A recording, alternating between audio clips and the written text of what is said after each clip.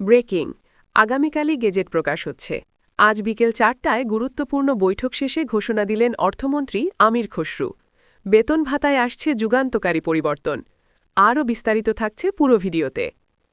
আসসালামু আলাইকুম প্রিয় চাকরিজীবী মহোদয়গণ, নবম পে স্কেলের আপডেট যদি সবার আগে পেতে চান তাহলে আমাদের এই চ্যানেলটি সাবস্ক্রাইব করে ভিডিওতে লাইক করে দিন। অর্থমন্ত্রী আমির খসরু আজ গুরুত্বপূর্ণ বৈঠক শেষে স্পষ্টভাবে জানিয়ে দিয়েছেন যে দীর্ঘদিনের অপেক্ষার অবসান ঘটিয়ে অবশেষে বেতন ভাতা কাঠামোতে বড় ধরনের পরিবর্তন আনা হচ্ছে। তিনি বলেন, এই পরিবর্তন কোনো সাময়িক সমাধান নয়, বরং একটি স্থায়ী এবং টেকসই সংস্কার পরিকল্পনার অংশ। সরকারি কর্মকর্তা কর্মচারীদের জীবনমান উন্নয়ন এবং প্রশাসনিক দক্ষতা বাড়ানোর লক্ষ্যেই এই সিদ্ধান্ত নেওয়া হয়েছে। অর্থমন্ত্রী আরও উল্লেখ করেন যে আগামীকাল গেজেট প্রকাশের মাধ্যমে এই সিদ্ধান্ত আনুষ্ঠানিকভাবে কার্যকর হওয়ার পথ খুলে যাবে। তিনি বলেন, এতদিন ধরে যে আলোচনা পর্যালোচনা এবং বিভিন্ন কমিটির সুপারিশ চলছিল তা শেষ পর্যন্ত একটি বাস্তব রূপ পেতে যাচ্ছে এবং এই গেজেট প্রকাশের মধ্য দিয়েই দেশের লাখ লাখ সরকারি কর্মচারীর জীবনে নতুন অধ্যায় শুরু হবে।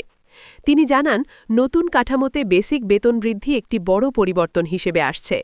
নিম্ন গ্রেডের কর্মচারীদের জন্য সর্বোচ্চ অগ্রাধিকার দিয়ে ৩৫% থেকে ৫০% পর্যন্ত বেতন বৃদ্ধির ব্যবস্থা রাখা হয়েছে, যাতে তারা বর্তমান বাজার পরিস্থিতির সঙ্গে তাল মিলিয়ে চলতে পারেন। মাঝারি গ্রেডের জন্য ২৫% থেকে ৩৫% এবং উচ্চ গ্রেডের জন্য ২০% থেকে ৩০% পর্যন্ত বৃদ্ধির পরিকল্পনা নিশ্চিত করা হয়েছে। অর্থমন্ত্রী বলেন, শুধুমাত্র বেতন বাড়ানোই নয়, বরং ভাতা কাঠামোকেও সম্পূর্ণ নতুনভাবে সাজানো হয়েছে। বাড়ি ভাড়া ভাতা বর্তমান বাস্তবতার সঙ্গে সামঞ্জস্য রেখে ৫০% পর্যন্ত বাড়ানো হচ্ছে। মহানগর এলাকায় বসবাসকারীদের জন্য এই হার আরও বেশি হতে পারে বলে তিনি ইঙ্গিত দেন, যাতে বাসস্থান নিয়ে যে চাপ রয়েছে তা অনেকটাই কমে আসে। চিকিৎসা ভাতা নিয়ে তিনি বিশেষ গুরুত্বারোপ করেন। তিনি বলেন, বর্তমান চিকিৎসা ব্যয়ের কথা বিবেচনা করে এটি দ্বিগুণ, এমনকি কিছু ক্ষেত্রে তারও বেশি বাড়ানো হচ্ছে।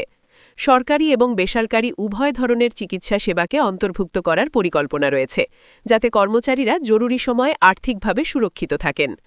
পরিবহন এবং যাতায়াত ভাতার ক্ষেত্রেও বড় পরিবর্তন আনা হয়েছে। অর্থমন্ত্রী জানান, যারা দূরবর্তী এলাকায় কর্মরত তাদের জন্য অতিরিক্ত বিশেষ ভাতা রাখা হয়েছে।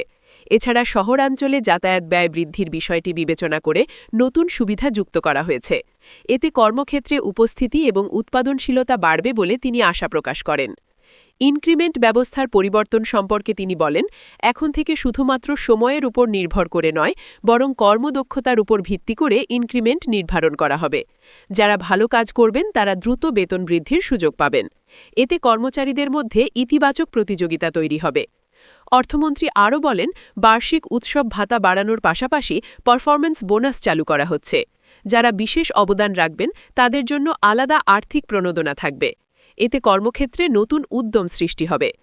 পেনশন ব্যবস্থায় একটি যুগান্তকারী পরিবর্তনের কথা উল্লেখ করে তিনি বলেন, বর্তমান পেনশন কাঠামোর পাশাপাশি একটি আধুনিক কন্ট্রিবিউটরি পেনশন স্কিম চালু করা হচ্ছে, যাতে চাকরি জীবনের পুরো সময় জুড়ে একটি সঞ্চয় গড়ে ওঠে এবং অবসরের পর তা থেকে নিয়মিত আয় নিশ্চিত হয়।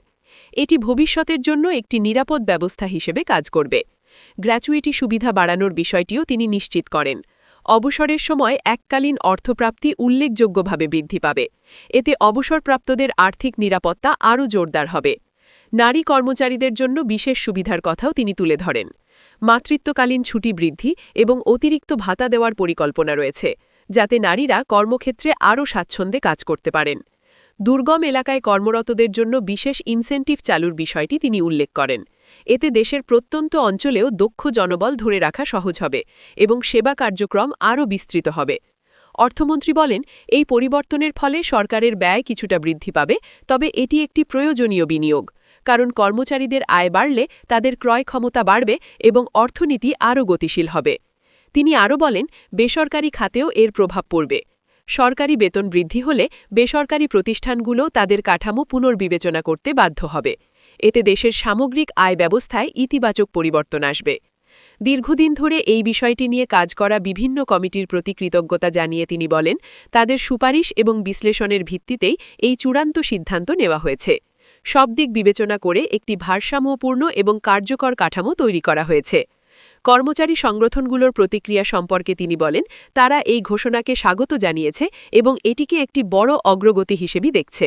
তবে ভবিষ্যতে আরও উন্নয়নের সুযোগ রয়েছে বলেও তারা মতামত দিয়েছে। অর্থমন্ত্রী জোর দিয়ে বলেন, এই পরিবর্তনের মূল লক্ষ্য একটি দক্ষ, স্বচ্ছ এবং জবাবদিহিপূর্ণ প্রশাসন গড়ে তোলা। সুবিধা বাড়ানোর পাশাপাশি দায়িত্বও বাড়ানো হবে, যাতে সবাই তাদের কাজের প্রতি আরও সচেতন হন।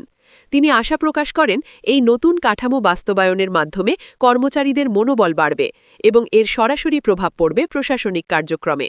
কাজের গতি বাড়বে এবং সেবার মান উন্নত হবে। নতুন প্রজন্মের জন্য সরকারি চাকরি আরও আকর্ষণীয় হয়ে উঠবে বলেও তিনি উল্লেখ করেন। যোগ্য এবং মেধাবী তরুণরা এই খাতে আগ্রহী হবে, যা ভবিষ্যতে দেশের উন্নয়নে গুরুত্বপূর্ণ ভূমিকা রাখবে। সবশেষে অর্থমন্ত্রী আমির খসরু বলেন, এই পরিবর্তন শুধু একটি আর্থিক সিদ্ধান্ত নয়, এটি একটি সামগ্রিক সংস্কার উদ্যোগ, যা দেশের প্রশাসনিক কাঠামোকে আধুনিক এবং কার্যকর করে তুলবে এবং লাখ লাখ কর্মচারীর জীবনে ইতিবাচক পরিবর্তন নিয়ে আসবে। এই ঘোষণার মাধ্যমে একটি নতুন অধ্যায়ের সূচনা হল, যেখানে প্রত্যাশা করা হচ্ছে বাস্তবায়নের মাধ্যমে এর প্রকৃত সুফল সবাই ভোগ করতে পারবে এবং এটি দেশের উন্নয়নের গতিকে আরও ত্বরান্বিত করবে।